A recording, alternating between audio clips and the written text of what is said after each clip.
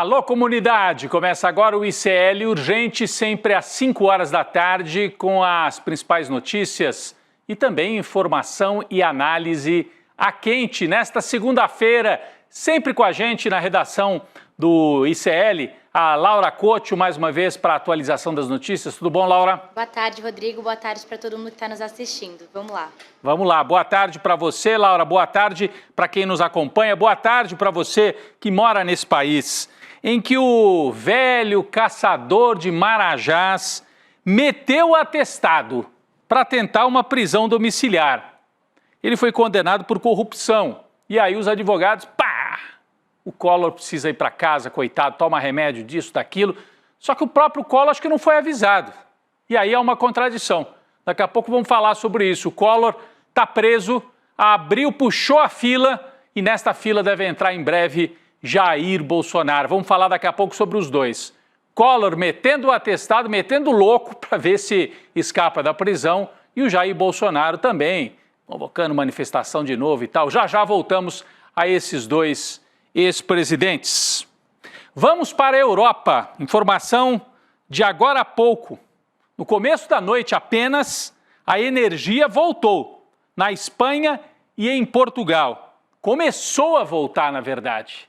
Está aqui na manchete da CNN.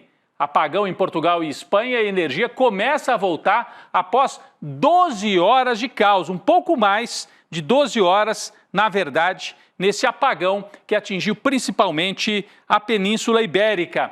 A causa do incidente ainda não foi informada, mas os países investigam a possibilidade de um ataque cibernético. Será que foi isso mesmo? Laura Couto tem mais detalhes, mais informações sobre o apagão em Portugal e na Espanha. Laura. Pois é, Rodrigo, caos total. A falha da energia começou por volta das 7h30 da manhã e afetou o funcionamento dos aeroportos e serviços de trem e metrô de diversos países da Europa. Também tem relatos de falhas da conexão de internet e dificuldade de realizar chamadas telefônicas. Milhares de pessoas em Madrid e Barcelona relataram que tiveram que usar o SMS para conseguir se comunicar. Agora há pouco, as fornecedoras de energia elétrica da Espanha e de Portugal disseram que a eletricidade já foi restaurada em várias regiões dos países. Laura, e o mundo cada vez mais dependente de internet, né, para tudo, né, para se organizar e também da energia, é claro. Eu vi o relato do José Sócrates, que inclusive é colunista, ex-primeiro-ministro de Portugal, colunista aqui do ICL, do nosso site. Ele relatou, ele estava na Espanha, estava em Madrid, e disse assim, eu não conseguia nem sair de casa, porque a portaria é eletrônica, elétrica, e aí não tinha acionamento da portaria. Olha só a situação em que muita gente acabou vivendo nesta segunda-feira, no caos de Portugal. E na Espanha, comércio fechou, supermercados fecharam, as pessoas não conseguiram ir por trabalho. Só agora à noite é que a situação voltou a se normalizar, mas daí o dia útil, né, o dia de trabalho, já tinha ido embora. Bem, vamos seguir acompanhando e trazemos atualizações ainda hoje no N2 ou amanhã ao longo da nossa programação. O ministro do Supremo Tribunal Federal, Gilmar Mendes, retirou aquele pedido de destaque para a análise da decisão que levou à prisão do ex-presidente Fernando Collor. O pedido de destaque do Gilmar Mendes é para que a prisão do Collor fosse analisada no plenário físico do Supremo Tribunal Federal. Mas agora o Gilmar Mendes voltou atrás. Isso não precisa mais. Não precisa.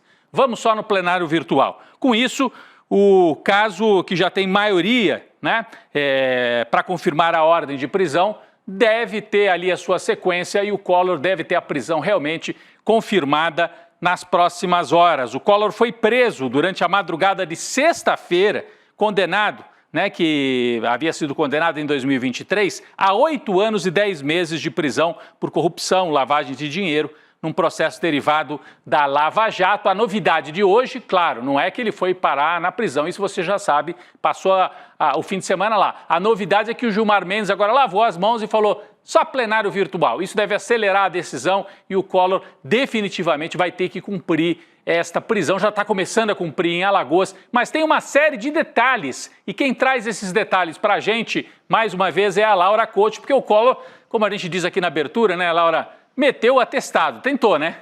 Pois é, Rodrigo, com essa decisão do Gilmar Mendes, o plenário virtual foi reaberto hoje às 11 da manhã e o placar já está 6-0 favorável à manutenção da prisão. Os votos foram do ministro Alexandre de Moraes, Flávio Dino, Luiz Roberto Barroso, Edson Fachin, Carmen Lúcia e Dias Toffoli. O ministro Cristiano Zanin se declarou impedido de votar, de participar do julgamento, como ele já tinha feito antes em alguns casos da Lava Jato, porque ele foi ele foi advogado do Lula nesse processo aí da Lava Jato. Agora, passando para a saúde do ex-presidente Fernando Collor, o ministro Alexandre de Moraes pediu hoje que a defesa apresente laudos médicos aí que comprovem os problemas de saúde dele para decidir se autoriza a transferência dele para uma prisão domiciliar.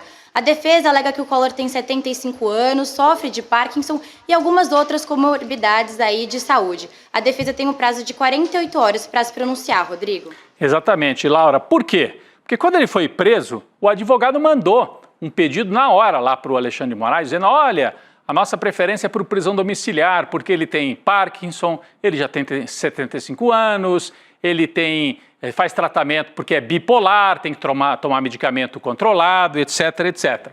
Pois bem, como acontece com qualquer um que é preso, tem a audiência de custódia. O Collor ficou frente a frente com o juiz, né? O juiz auxiliar lá do Supremo, auxiliar do Alexandre de Moraes, que perguntou então para ele, o senhor toma algum remédio de uso contínuo? E ele falou, não. Ou seja, o advogado tentou ajudar o Collor para ver se ele ia para a prisão domiciliar, e o Collor, não sei se por vergonha, né, essa coisa do machão, não posso fazer tratamento, mostrar fragilidade, disse que não toma remédio. Então o Alexandre de Moraes quer saber, toma remédio ou não toma? Faz tratamento ou não faz tratamento que necessite de uma prisão domiciliar? Eles têm 48 horas para responder, enquanto isso os outros ministros do Supremo estão passando seus votos aí pelo sistema virtual, mas já é certo, pelo número de votos que já foram dados, que o Collor vai para a cadeia, vai começar a cumprir pena em regime fechado por corrupção. Tanto tempo depois, vai começar. Puxou a fila e nessa fila deve entrar o Jair Bolsonaro em breve, não por corrupção, não apenas por corrupção, mas por golpe de Estado, no caso do Jair Bolsonaro. Bem, daqui a pouco a gente fala mais do Bolsonaro. Vamos falar agora do governo Lula. O caso envolvendo a fraude no INSS gera repercussão negativa no Palácio do Planalto, principalmente em relação ao ministro da Previdência Social, Carlos Lupe. O Jornal Nacional da TV Globo revelou que o ministro foi alertado sobre o problema dessa cobrança indevida de aposentados, foi alertado em 2023 e levou quase um ano para agir. Em entrevista ao jornal o Globo, que está aqui na nossa tela, o ministro Lupe confirmou que sabia o que estava acontecendo, mas justificou, abre aspas, no governo tudo é demorado, fecha aspas, e a gente fica com a pergunta, afinal de contas, Laura, que informação que vem de Brasília, o Lupe sai ou o Lupe fica no Ministério do Lula? Pois é, Rodrigo, nessa entrevista aí que ele deu para o jornal O Globo, ele negou que tenha sido omisso no caso do INSS. Ele ainda disse que não se sente desconfortável em permanecer no governo Lula como chefe da pasta da Previdência Social. Mas parece que no Planalto a percepção é um pouco diferente. Isso porque o caso gerou aí um desgaste para o governo. E com isso a avaliação interna é de que é melhor que o Lupe peça demissão, peça para sair do ministério. Mas ele não parece concordar muito com isso, né, Rodrigo? É verdade. É um tema delicado, Laura, porque o PDT é um partido aliado antigo, do PT. Em alguns momentos lançou candidaturas próprias, teve aí o Ciro Gomes, mas depois acabou compondo o governo. Tem 17 deputados, então é um tema delicado. E o Lupe é ex-presidente, ex-presidente do PDT. Nós vamos seguir acompanhando esse caso e tem mais novidade. Olha, amanhã o Carlos Lupe vai ter que comparecer à Comissão de Previdência da Câmara. Ele foi convidado para falar sobre o caso dos descontos indevidos do INSS. A ida até seria optativa, mas ele confirmou a presença para tentar diminuir a fervura que está vindo forte contra ele. Lupe afirmou, não tenho medo, tenho a tranquilidade dos justos. É a frase do ainda ministro da Previdência e presidente licenciado do PDT. Só que a oposição, principalmente o PL, o partido do Bolsonaro, está articulando, abre aspas, A CPI do roubo dos aposentados. Então o PL quer CPI para fritar o Lupe e desgastar o governo Lula. O autor do requerimento é o deputado federal Coronel Crisóstomo, do PL de Rondônia. Ele já começou a coletar assinaturas. A ideia desse nome da CPI, CPI do roubo dos aposentados, é do marqueteiro do PL, o Duda Lima, aquele que levou um soco na campanha, lembra aqui em São Paulo? Mas ele foi marqueteiro do PL, marqueteiro do Bolsonaro. O objetivo, é claro, é desgastar o governo Lula com uma CPI com um nome desse assim estrondoso. Não é CPI do INSS, é CPI do roubo dos aposentados. O PL, Partido Liberal, vai tentar emplacar esta CPI. Vamos ver se o Lupe sai ou se o Lupe fica. Lembrando que já houve algumas saídas recentes de ministros, né, do governo Lula e ministras. A Anísia Trindade saiu da pasta da Saúde, para o lugar dela, está aí a Anísia na tela, foi o Alexandre Padilha, que por sua vez, o Padilha, para ir para a Saúde, saiu da pasta das Relações Institucionais. Está aqui o Padilha. Então saiu a Anísia, saiu o Padilha das Relações Institucionais, acabou sendo substituído pela Gleisi, né? E saiu o Juscelino Filho da pasta da Comunicação. Está aqui, ó, Juscelino Filho, também acusado de corrupção, acabou saindo da pasta da Comunicação que o Lula recentemente conseguiu preencher, né, depois de muitas idas e vindas. Vamos acompanhar. O Lula está demorando para concluir essa reforma, né, ministerial. Está acabando, acaba que está fazendo a reforma mais por necessidade, né? Um ministro acusado disso, acusado daquilo, aí troca os nomes. Pode ser que o Lupe entre também nessa dança das cadeiras. Atualização do estado de saúde de Jair Bolsonaro. O Hospital DF Star informou hoje que a equipe médica vai começar a oferecer água, chá e gelatina oralmente para o ex-presidente Jair Bolsonaro. Está aqui na manchete, ó. 15 dias depois da cirurgia, Bolsonaro começará a ingerir água, chá e gelatina. A cirurgia já completou 2 semanas. O procedimento foi feito no último dia 13 de abril e durou 12 horas. Depois teve idas, vindas, subiu a pressão, ele fez barulho dentro da UTI e colheu as consequências disso. Laura Cote, atualiza para a gente, por favor. Rodrigo, apesar desse avanço na alimentação, o Bolsonaro deve continuar na UTI sem previsão de alta. No domingo, o ex-presidente apresentou uma melhora progressiva aí nos exames laboratoriais. E de acordo com o boletim médico de hoje, ele permanece clinicamente estável, Rodrigo. Muito bem. Como eu havia anunciado no começo, Laura, além da questão de saúde, o Bolsonaro, mesmo dentro da UTI, está convocando manifestação em prol da anistia dos golpistas. Olha só, ele reclamou de ter que assinar um papel, né, lá com a oficial de justiça, mas convoca a manifestação de dentro da UTI. O evento está programado para acontecer agora em Brasília, 4 da tarde do dia 7 de maio, e será coordenado pelo pastor Silas Malafaia e pela esposa de Bolsonaro, a Michele. O Jair não vai conseguir participar, evidentemente, pelo estado de saúde dele. O Bolsonaro não deve comparecer. Esse aqui, ó, o agitador do Bolsonaro, o pastor Malafaia, ao lado da Michele, né, da ex-primeira-dama, da esposa do Jair, é que devem convocar, puxar essa manifestação que, olha, o Bolsonaro está com time ruim, né? Porque o Brasil todo preocupado com o aumento de preço e ele fica falando de anistia, anistia, anistia. Agora, todo mundo olhando para Roma, a questão do Papa, ele convoca a manifestação, essa aí que ele convocou para Brasília, para o dia que começa o conclave do Papa. Então, está perdendo a mão, né? Enquanto a direita estava falando de temas de economia, conseguiu atrapalhar, diminuir a popularidade do Lula. Quando voltou para essa tecla única aí da anistia e só defender o que interessa ao Bolsonaro, está perdendo apoio e está brigando com o que interessa, com os temas que estão na cabeça e nos corações das pessoas. Bom, falando em anistia, o Bolsonaro vai botar a gente na rua. Já tentou, né? Rio, São Paulo, agora Brasília. Mas, enquanto isso, o presidente do Senado, Davi Alcolumbre, deve apresentar uma proposta alternativa, está aqui na nossa tela, ó, uma proposta alternativa à anistia. Qual que é a ideia do Alcolumbre? Diminuir as penas dos, entre aspas, bagrinhos, dos executores que fizeram a balbúrdia, quebra-quebra e tinham a ideia de ajudar a dar um golpe, mas foram os executores. A ideia do Alcolumbre: diminui as penas dos executores e aumenta a pena dos mandantes. A proposta é vista com bons olhos por setores da Câmara e até do STF, assim como do governo Lula. Laura Couto explica melhor para a gente, então, essa ideia que está sendo coordenada e encampada pelo presidente do Senado, Davi Alcolumbre. Rodrigo, a ideia é justamente essa. O projeto de lei que diminui as penas dos executores do 8 de janeiro, mas aumenta o tempo de prisão dos mandantes da tentativa de golpe. O próprio presidente do Senado, Davi Alcolumbre, é quem deve assumir a autoria da proposta. Essa proposta ela é vista com bons olhos pelo presidente da Câmara, o Hugo Motta, e já tem até sinal verde do presidente do STF, o ministro Roberto Barroso. Dentro do próprio Supremo, a ideia tem apoio da maioria dos ministros, inclusive do relator do processo, o ministro Alexandre de Moraes.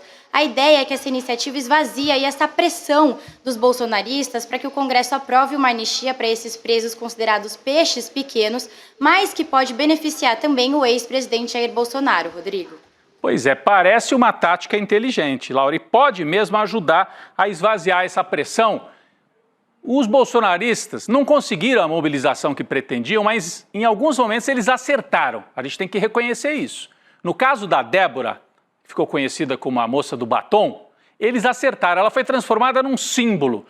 De que tem exagero, 14 anos é muito. A gente sabe que não foi só o batom. Ela estava num agrupamento que ajudou a quebrar tudo e cuja pretensão era dar um golpe de Estado. Mas ainda assim ficou. A ideia dos bolsonaristas grudou na mente dos brasileiros. Quer ver como isso é verdade? Tem aqui, a gente vai colocar aqui na tela, uma pesquisa de hoje. Paraná Pesquisas divulgou um levantamento especificamente com a pergunta: você acha que a condenação da Débora, a moça do batom, é justa ou é injusta? É justa? Perguntou a Paraná Pesquisas. 70,8%. Não é justa. 25%. Sim, é justa e 3% não souberam responder. Está aqui nessa pesquisa a maior prova de que nesse caso aqui da Débora, os bolsonaristas conseguiram grudar esta marca de que as penas estão excessivas. Então, a tática do Congresso, do Alcolumbre e de setores do Judiciário parece correta. Você pode propor redução de penas para os executores e aumentar as penas dos mandantes que ainda nem foram julgados. Com isso, você tira o argumento, tira a capacidade de mobilização, ou pelo menos reduz a capacidade de mobilização dos bolsonaristas e da extrema-direita. Vamos aguardar, mas é isso que vem por aí nas próximas semanas. Falando em direita, você tem a extrema-direita bolsonarista e você tem uma direita que se aliou ao Bolsonaro, mas que tem tradição até partidária no Brasil. E esta semana, 2 desses partidos da direita tradicional vão anunciar oficialmente a formação de uma federação entre os partidos. É o PP, do Arthur Lira, e o União Brasil, do Ronaldo Caiado, entre outros. E aí está aqui a manchete do site Poder 360. Federação de PP e União Brasil reagrupa os herdeiros da Arena. Daqui a pouco vamos explicar o que é isso, que no fundo é reagrupar a turma que vem lá da ditadura militar. Eles andaram separados e agora vão se unificar. Federação, até para vocês entenderem esse nome, nem todo mundo acompanha assim. Federação não é fusão de partido. Fusão é quando os 2 partidos se juntam, deixam de existir e criam um terceiro. Não, aqui eles continuam existindo, mas fazem uma aliança, que não é só para disputar a eleição, é uma aliança permanente, por isso que tem esse nome de federação. O PCdoB e o PV, por exemplo, já tem uma federação com o PT do Lula, federação na esquerda. Agora vai ter uma federação na direita. O objetivo é que essa aliança do União Brasil com o PP atraia afiliados e nomes e que possam ser competitivos na eleição de 2026. A federação passará a ter a maior bancada da Câmara, com 108 cadeiras, passando inclusive o PL, partido do Bolsonaro. Mas no contexto histórico, como eu disse, essa aliança vai reagrupar os herdeiros da velha Arena, que era o partido de sustentação da ditadura militar. Vamos colocar aqui na tela um quadro que eu pedi aqui para a gente preparar, fazendo essa retomada. Na época da ditadura, havia um simulacro, eles mantiveram a existência de só 2 partidos. A Arena apoiava o governo e o MDB era o partido de oposição consentida. A Arena, está até a fotografia do Médici aqui, o ditador da fase mais sanguinária da ditadura militar. Então tinha o partido Arena. Quando vem a abertura democrática, a Arena deixa de existir. Criam-se novos partidos. MDB, PT, PDT e a Arena vira PDS, que era o partido do Maluf. O velho Maluf, que tá vivo, tá por aí. A Arena vira PDS. Depois o PDS muda de nome várias vezes. PPR, PPB, até virar o PP de hoje em dia do Arthur Lira. É o mesmo partido. Em 1985, tem um racha aqui do PDS que dá origem ao PFL, o velho PFL do Antônio Carlos Magalhães, das raposas da política, né? PFL. Também foi mudando de nome, virou DEM. Depois se juntou com o PSL, dando origem à União Brasil. Olha só. Então, do PDS veio o PP e do PDS veio uma costela aqui, ó. PFL, DEM, que virou União Brasil. Agora, União Brasil e PP, nessa sopa de letras da direita, se reúnem de novo. Eles vão chamar de Federação União Progressistas. É o reencontro da Arena, da turma do Caiado, da turma do Arthur Lira, da turma que já foi do Maluf, da turma da ditadura, toda reunida agora nesta grande federação que mostra o poder da direita partidária no Brasil. Então você tem a extrema-direita bolsonarista com 100 votos e a direita herdeira da ditadura com mais 100 votos, para a gente entender o tamanho da dificuldade que é agir no meio desta sopa de letras no Congresso Nacional com a direita muito forte. Uma outra decisão que deve ser tomada esta semana também no quadro partidário, vocês se lembram do PSDB, do Fernando Henrique, do Covas? A gente separou até imagens aqui antigas, né? O PSDB, que era o partido, né, de oposição ao Lula e tal, o PSDB pode deixar de existir esta semana. E aí, nesse caso, seria uma fusão com um partido chamado Podemos. O que sobrou do PSDB vai se fundir, vai até trocar o número, que é aquele 45, acho que eles vão adotar o número 20, que é o número do Podemos. Na prática, significa o enterro do velho PSDB. Eles diziam o PT vai acabar quando o Lula foi preso, né?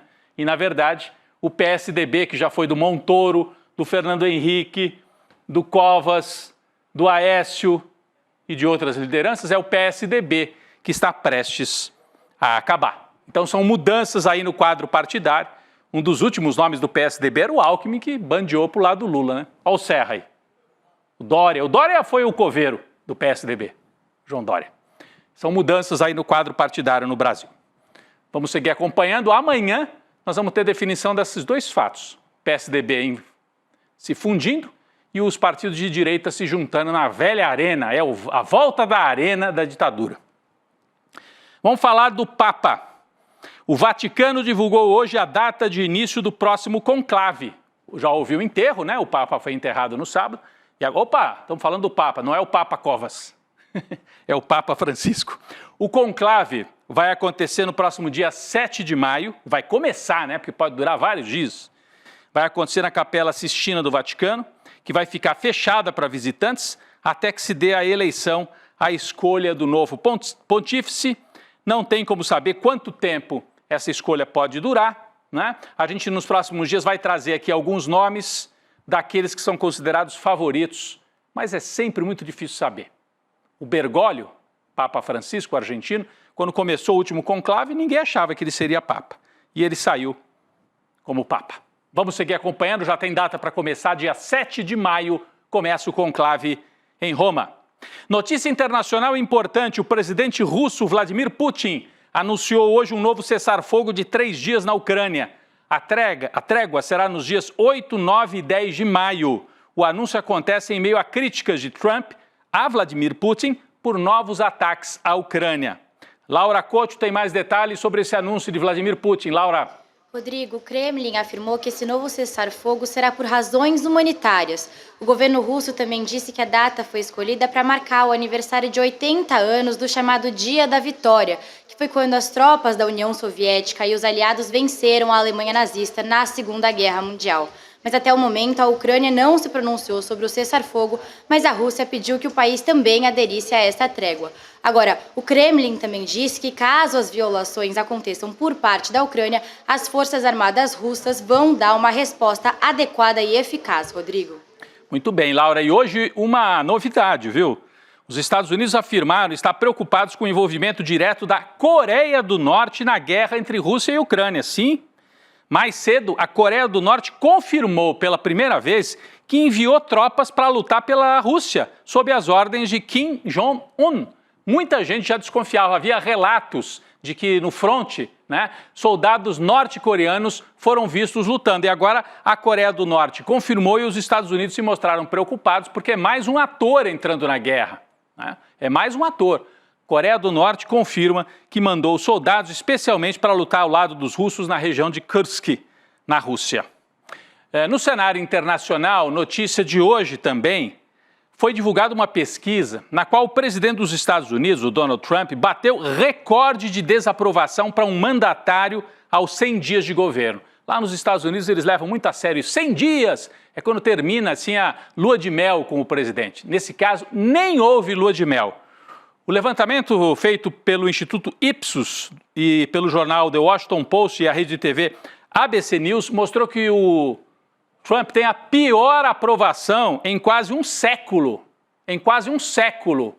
Por causa principalmente dessa guerra das tarifas. Segundo a Bloomberg News, há muita preocupação com a inflação, com a importação de produtos que vão ficando cada vez mais caros nos Estados Unidos. Laura Couto, cai a aprovação por causa do tarifaço, né? Exatamente, Rodrigo. Hoje o secretário do Tesouro norte-americano, Scott Bessent, ele disse à CNBC que os Estados Unidos devem assinar o primeiro acordo comercial sobre essas tarifas nesta semana ou na próxima. Ele ainda afirmou que entre 15 e 18 países já estão em negociações aí com os Estados Unidos e que fizeram propostas, segundo ele, muito boas para evitarem as tarifas. A Índia deve ser o primeiro aí a firmar o acordo, Rodrigo. Muito bem, é o Trump tentando mudar, porque deu a impressão, e foi, ele comprou guerra com todo mundo ao mesmo tempo, Era uma guerra comercial com a China, mas também com a Índia, com o Brasil, com a Europa, com o Canadá, com todo mundo ao mesmo tempo, e a popularidade, despencou, porque os norte-americanos, os estadunidenses, estão preocupados. Se caiu lá, aqui no Brasil a gente tem uma novidade de agora a pouquinho, gente, eu vou trazer aqui para vocês, olha. A pesquisa Atlas Intel, realizada em parceria com a Bloomberg, divulgada hoje num evento da área financeira, uma pesquisa de divulgação interna para a área financeira, para um banco, aponta que a desaprovação do presidente Lula recuou pela primeira vez desde dezembro do ano passado. Então, o Lula parece ter revertido a crise de popularidade que vinha de dezembro e janeiro, principalmente por causa da crise do PIX e do aumento dos alimentos. O índice negativo caiu de 53 para 50, enquanto a aprovação de Lula subiu de 44 para 46. É um crescimento ainda pequeno, mas já está quase empatando de novo aprovação com desaprovação, uma mudança importante. E a gente depois vai trazer mais detalhes sobre isso ao longo dos nossos telejornais. Olha, eu quero dizer para você que você pode apoiar o jornalismo do ICL. Um jornalismo que ontem trouxe esse documentário tão importante sobre o caso da Folha de São Paulo. Quem é que tem coragem de fazer isso? Só quem tem um jornalismo independente. E você pode ajudar esse jornalismo inscrevendo-se nos nossos canais. Você pode se inscrever nos canais do YouTube, você pode entrar na plataforma do ICL e fazer uma colaboração mensal, pagando para fazer os cursos. Mas só que quando você faz os cursos, você tem essa possibilidade e ajuda a manter também essa equipe aqui, que foi a única a mandar repórteres para dar ao lado dos palestinos no massacre lá de Gaza, Heloísa Vilela, e que tem independência. Você, se assinar, ainda ganha uma série de brindes, incentivos para que você assine o ICL, fortaleça o jornalismo, esse aqui que a gente faz ao vivo com a nossa equipe, com tanta gente nos bastidores também trabalhando, equipe técnica, e ainda ganha aí livros, Pode ganhar livros interessantes, estão aí na tela alguns deles, Assine e fortaleça o jornalismo do ICL. Você pode ir por esse link que está aí na tela, iclurgente.com.br. Amanhã tem mais ICL Urgente, daqui a pouquinho eu estou ao lado da Roberta Garcia aqui no N2, aprofundando e analisando alguns desses fatos que você já viu aqui no ICL Urgente. Laura Couto, obrigado mais uma vez pela participação e pela parceria. Tchau, tchau, Rodrigo. Boa tarde. Até amanhã. Boa tarde. Valeu, Laura. Já estou vendo a Roberta ali levantando, já está vindo para o estúdio. Gente, até amanhã no ICL Urgente e até daqui a pouquinho no N2 aqui no estúdio do ICL. Valeu! Jornalismo de verdade coloca o interesse do público acima de qualquer outro. Essa é a gravidade da situação. Como que a gente hoje, que tem imagens imediatas do que se passa, aceita uma coisa dessa? Incomoda os poderosos. Ele me viu, olhou no meu olho, já mandou ele atrás de ti, cadê a credencial? A gente entrou agora numa cruzada contra esse crime das tais apostas esportivas. Jornalismo de verdade não se omite nunca. Está sempre ao lado da democracia. Que eu já falei várias vezes, né? Sobre como o Cid omitiu e até mentiu algumas vezes. As urnas, elas funcionam. A denúncia foi recebida por unanimidade. Não descansa, porque a notícia também não. A gente está subindo uma trilha no meio do mato. É um lugar perigoso também, porque é esse tipo de pedaço de terra que acabou deslizando lá para baixo, né? Então a gente está prestando atenção e está subindo para mostrar lá de cima. Jornalismo de verdade denuncia as injustiças. Um grupo de pessoas cada vez maior está sendo trazido e despejado aqui por Paraisópolis. Jornalismo de verdade é livre, sem patrocínio, sem monetização e com independência para dizer o que precisa ser dito.